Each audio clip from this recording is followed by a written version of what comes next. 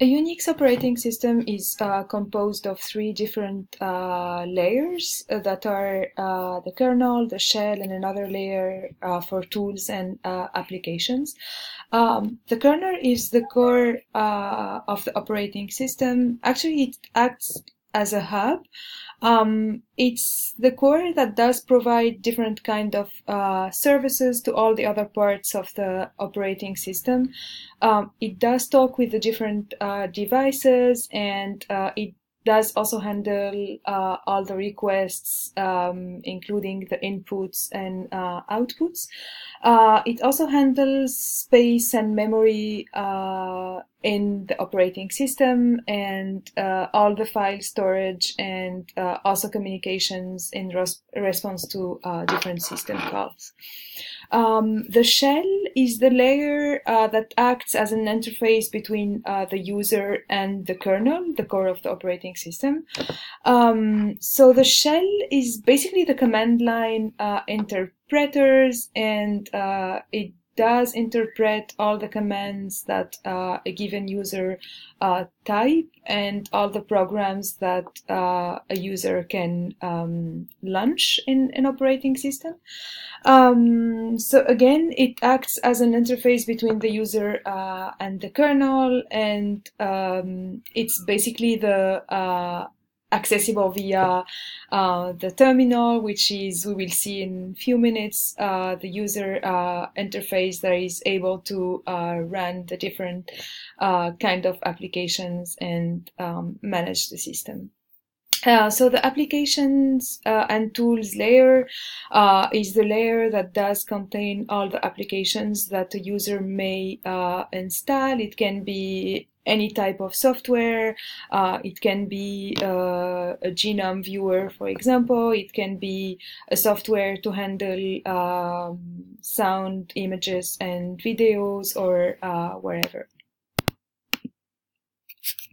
So as mentioned previously, the shell is accessible via the terminal, and the terminal is like a program that is able to run a shell.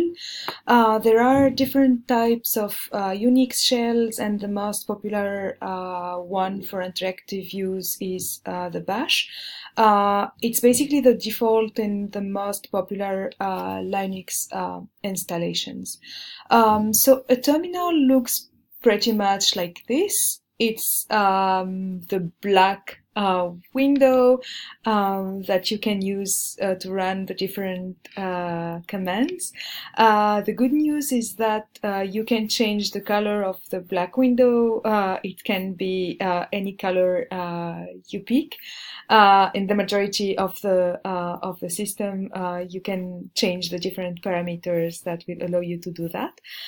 So when you open a terminal, you first have what we call a shell prompt that is composed of the username and the machine name. Here, for example, is the machine name, and this is the username in that machine.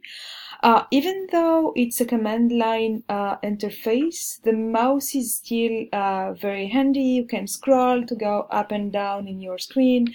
You can copy, you can paste, etc. So the terminal is accessible in your Linux machine. If you have a Linux machine, you can just go to the applications and open a terminal. It's the same in a Mac operating system. You can go to the list of applications and open a terminal. If you are running Windows, in the majority of the classroom, you already have the tool called Cygwin already installed in your machine, and you can have a shortcut to open that terminal either from your desktop or from the list of applications. I'm going to do a small short demo from my computer. I'm running it from I'll be running a terminal from a Mac operating system, and I'm going to open that from my applications.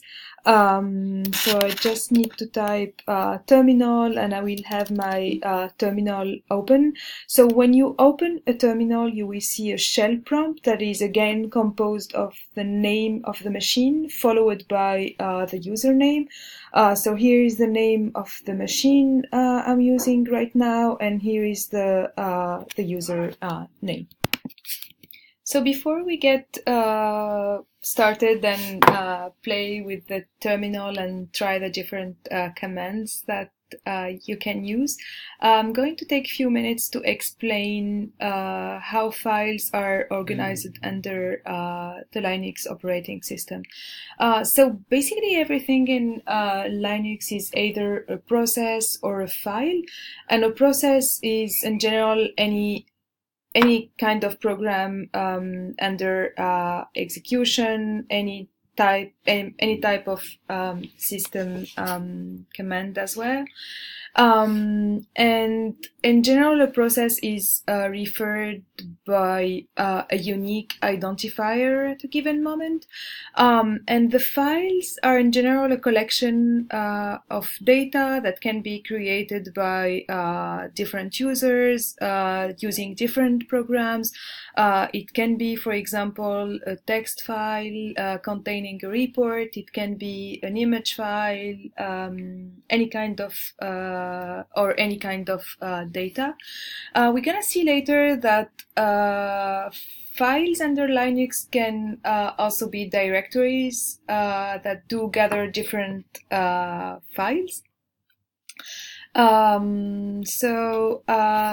As in Windows operating system, files are organized in an hierarchical structure, and it's basically like an inverted tree, and the top of the hierarchy is what we call the root, and it's written with the slash sign, and all the other directories are located under this root directory.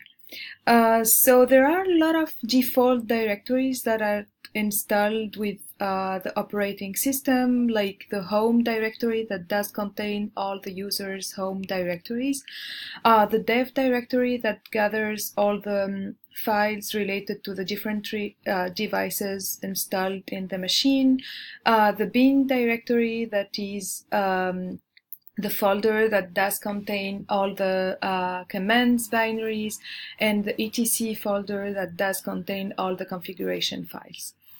So under the home directories, we will find the different home directories relative to different users. Remember that we said that Linux is a multi-user operating system, so we can have different users using the same machine. So each one of the different users will have a home directory under the home folder. Be careful here because it really depends on the distribution you have in your system. So like if you are using a Mac operating system, you won't find in general a home folder that does contain all the users folder. You will find a users folder that does contain all the home directories. So instead of calling it home, it's called users, but it's basically the same. It does contain all the home directories of the different users. So here, for instance, we have 3 different users who are Crick, Watson, and Sanger, and each one of them can own different kind of folders and files. So at any given moment, you are located in a single directory in the file hierarchy. You cannot be located in bin and documents on the same time. So at a given moment, you should be located in a given directory. And inside that directory, you can see all the directories that are immediately located under that one. And you can also access all the parents directory and also all the subdirectories of that given directory where you are standing. So basically you own your home directory and all the subdirectories that are created within or below that one. So here, for example, I'm highlighting all the files that do belong to the user Watson. So Watson does have a directory called desktop, one called documents, and one called IBT 2017. And under IBT 2017, there are two subdirectories, Genomics and Linux, and then under Linux there are two other subdirectories. As we said, in Linux, the word file refers to both directories and files, ordinary files. So here, for example, I'm highlighting the directory files of the user Watson, and Watson also can also have ordinary files, like for example file 1 and file 2 that are located under session 1, for example. So basically the difference between a directory file and an ordinary file is the fact that a directory file is a directory that can contain subdirectories and ordinary file. But an ordinary file, like a file text, an image file, a sound file, or wherever, cannot contain subdirectories or other files. Here, for example, the folder, the directory IBT 2017 does contain two subdirectories, which are Genomics and Linux, and it does also contain a file called file X that can be any type of file once again. So as mentioned previously, a user owns his home directory that can contain all the files and directories that a user creates.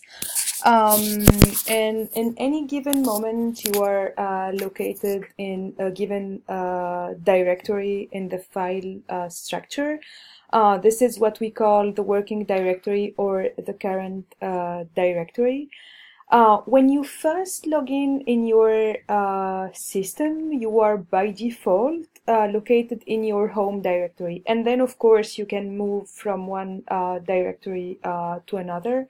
An abbreviation of the working directory is in general displayed as a part of the prompt in your terminal. We will have the chance to see this later on when we will start using the terminal and writing some commands. So there is a command that allows you to know where you are located in a given moment. Which is the pwd command that prints your the path of your current working directory, and it tells you where you are located at that given moment.